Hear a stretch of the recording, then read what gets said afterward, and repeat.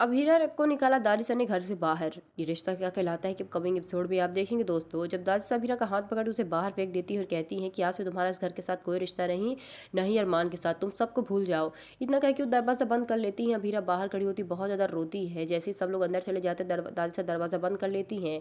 अब हीरा घर के पास जाती है और बहुत ही गौर से उस घर को देखती है। और जब पहली बार वो इस घर में आई थी सब कुछ फ्लैशबैक की तरह उसकी आंखों के सामने आता है। वो बहुत दुखी हो जाती है और पोदार हाउस का जो नेम प्लेट होता है उसे जाके वो छूती है और कहती है कि मुझे माफ़ कर देना दादी साहब, प्लीज़ मुझे माफ़ कर देना, मुझे सब कुछ जानबूझ के करना पड़ा, क्योंकि अगर मैं ऐसे घर छोड़ के चली जाती तो भले ही आप कितनी भी खतरनाक क्यों ना हो दादी साहब, भले ही ड्रैगन सा के जैसे क्यों ना बनती हूँ, लेकिन आप दिल की बहुत अच्छी हैं, आपका दिल बहुत बड़ा है दादी साहब। मुझे पता था, आपने मुझे अपनाने की कोशिश भी की थी दादी साहब।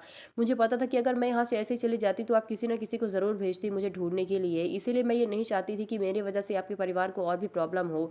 इसलिए मैंने ये नाटक किया दादी साहब, प्लीज़ मुझे हो सके तो माफ़ कर दीजिएगा। आज मैंने आपके साथ बहुत बदतमीज़ी की है, आपका दिल बहुत दुखाया है, लेकिन मैंने ऐसा सिर्फ़ और सिर्फ़ इसलिए किया है दादी साहब ताकि मैं यहाँ से चली जाऊँ तो आपको कोई फ़र्क ना पड़े, ना ही आप गिल्ट में रहें कि आपने कुछ गलत किया है। और अब आप मुझे ढूँढने के लिए किसी को भी नहीं भेजेंगे, क्योंकि आप सबकी नज़रों में मैं बहुत बुरी बन चुकी हूँ कि मैं बहुत बुरी लड़की हूँ और बदतमीज़ और अड़ियल लड़की हूँ।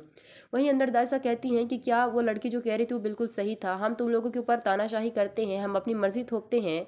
विद्या और मनीषा कहती नहीं मासा, ऐसा बिल्कुल भी नहीं है, वो लड़की तो कुछ भी बोल रही थी, आप ऐसे बिल्कुल भी नहीं है। रूही अपने मन में सोचती है कि आखिर अभीरा ने ऐसा क्यों किया होगा।